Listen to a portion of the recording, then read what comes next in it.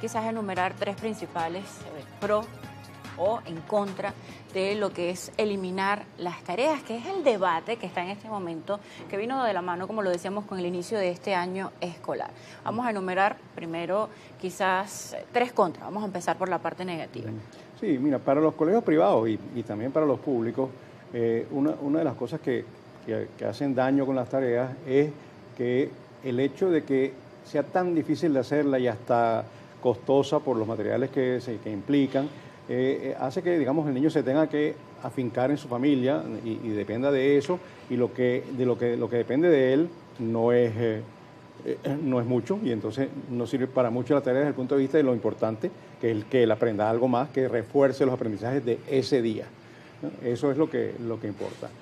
Un segundo elemento es que puede ser un factor de desigualdad, porque cuando la mamá tiene más recursos o la familia tiene más recursos, pues es más fácil pagar lo que sea, ya sea que alguien lo haga o pagar maquetas de buena calidad o hacer cualquier otro, tener clases particulares para que lo ayuden al niño. Mientras que cuando la familia no tiene esos recursos económicos, pues eso es imposible, y entonces se llenan de compromisos los papás que no pueden cumplir y el niño tampoco cumple bien.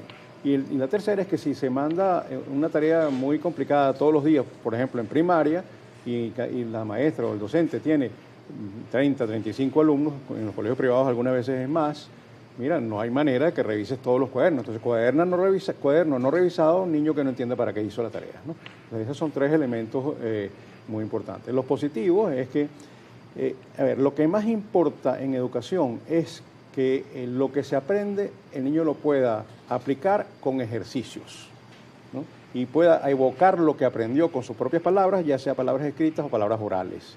En el caso de las tareas, pues generalmente son palabras orales, entonces, escritas, porque no le va a preguntar nada, la maestra no le va a decir, mamá, pregúntale esto y esto, sino que las preguntas van en el cuaderno y él tiene que contestarlas, por ejemplo, ¿no? Entonces, bueno, eso es importante.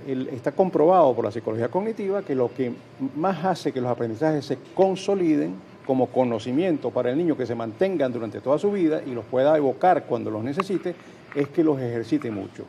Y entonces una de las maneras de ejercitar es hacer ejercicios en casa para reforzar lo que se aprendió en el día y que la maestra revise el día siguiente o el docente revise el día siguiente qué tanto esa evocación fue acertada, ¿no?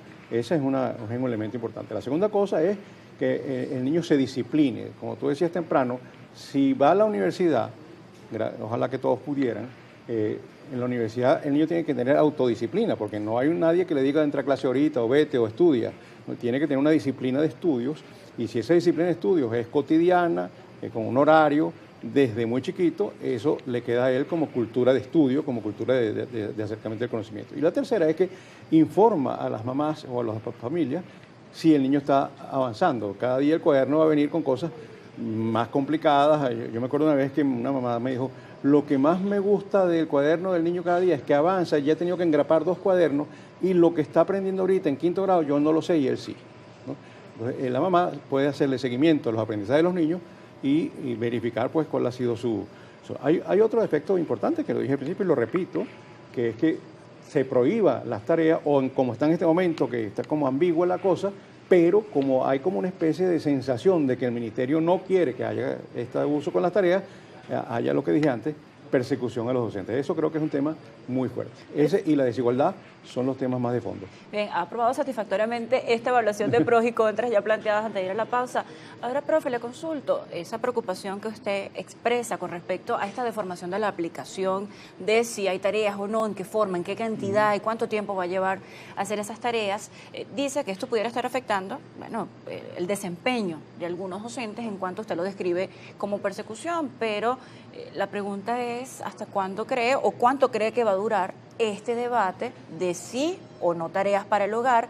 Porque si así se está desarrollando este año escolar que recién empezó, bueno, ya viene el receso navideño, pudiera afectar quizás ese resultado o ese desempeño, ese florecimiento que se espera, no se dé durante el año escolar. Claro. Bueno, ¿cuánto va a durar? Es muy difícil saberlo con certeza porque, bueno, depende del propio ministerio, ¿no? Pero yo sí leí hace poco que acaban de conformar una comisión dentro de la cual está varias personas que son autoridades del ministerio y de otras instituciones de formación de docentes. Ellos van a trabajar en buscar cuál es no digamos la verdad, la mejor alternativa para las tareas, si es eliminarla y no eliminarla, o no eliminarla, y si no eliminan, pues qué es lo que hay que hacer con eso. Yo me imagino que va a durar en la medida en que esa comisión tenga un informe, y cuando tenga ese informe yo supongo que se detendrá el debate y se tendrá una política pública emanada desde el propio ministerio que le dirá a los docentes y a las autoridades locales, los supervisores de cada uno de los centros de calidad de la educación que hay en los municipios y en todas partes, qué es lo que tienen que hacer con ese tema y cómo hay. Yo siempre me planteo las cosas desde donde yo estoy, que lo que tenemos que hacer no es controlar a los maestros, sino apoyarlos, ayudarlos a entender lo que se les está pidiendo. No ver la cosa como control, supervisión y regaño, sino ver la cosa como estas son personas que están mucho tiempo solas en su aula con sus alumnos, con infinidad de obstáculos, de dudas sobre lo que si lo están haciendo bien, frustraciones a veces porque no les funciona bien una técnica y los niños no aprenden. Todo eso es la realidad del docente, y lo que el docente menos necesita es que lo regañen, necesita que lo apoyen. Entonces yo creo que hay que ver esto como, si se hace una política sobre las tareas, esa política tiene que ser con una actividad de apoyo a los maestros en cómo organizarse bien para eso, a los propios directores de escuela.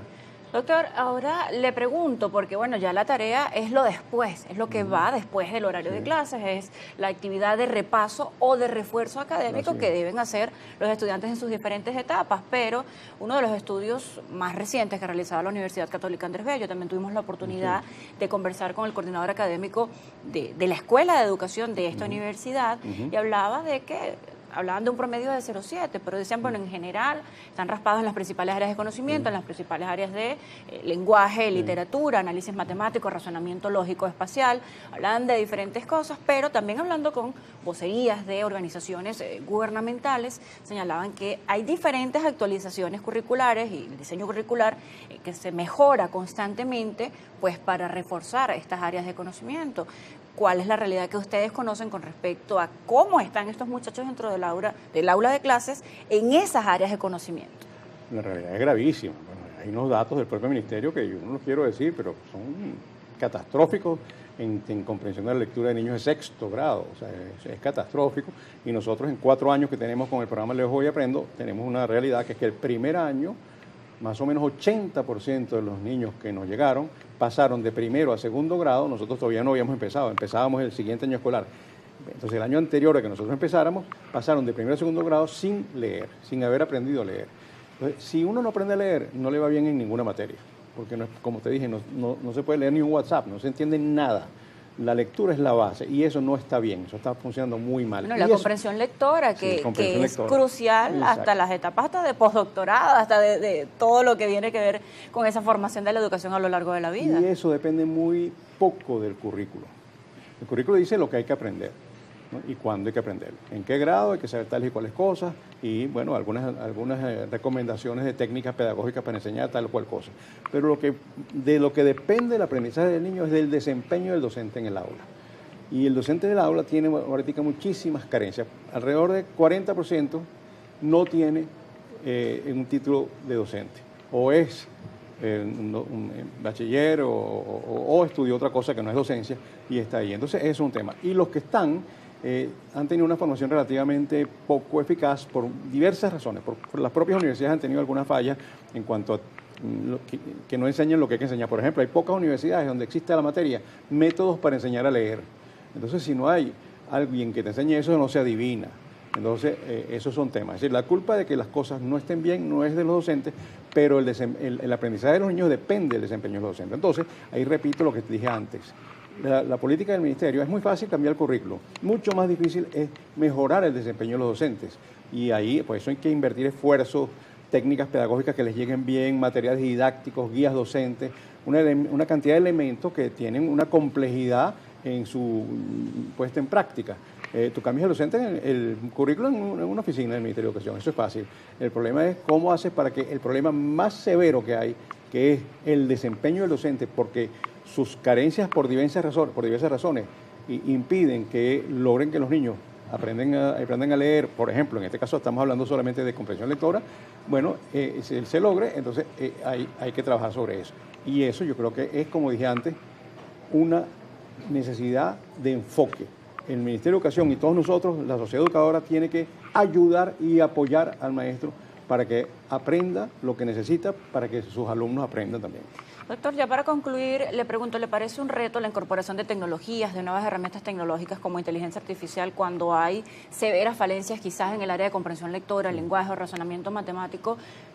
¿Resulta un reto la incorporación de esto con estas fallas en otras áreas o es maravilloso porque esto permite, bueno, ampliar que cada niño se desarrolle en la habilidad que lo desee o en las que mejor tenga aptitudes quizás para esa área de conocimiento? ¿Cómo ve esta incorporación de herramientas? Bueno, es indispensable que la educación logre que los alumnos tengan el conocimiento necesario para utilizar bien todo lo que está hoy disponible, empezando por la inteligencia artificial. Eso es muy importante y que sepa usar para lo que eso sirve, incluso para detectar lo que es falso dentro de toda la información que llega por redes sociales y por otras vías, ¿no?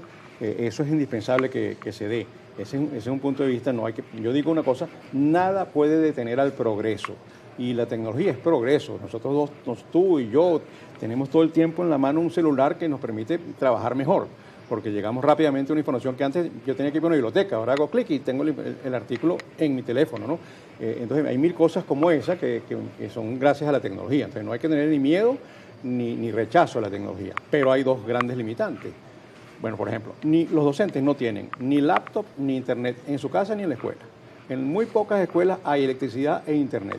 Entonces, si tú basas lo que vas a hacer en que se aplique tecnología para que se logre lo que se quiera lograr, vamos a tener un problema muy serio, porque la minoría de las escuelas públicas en general tienen esa posibilidad de acceder a internet y de tener equipos en la escuela, o que por lo menos los docentes tengan equipos personales o en la escuela para ellos formarse. Entonces, hay que empezar por el principio, siempre.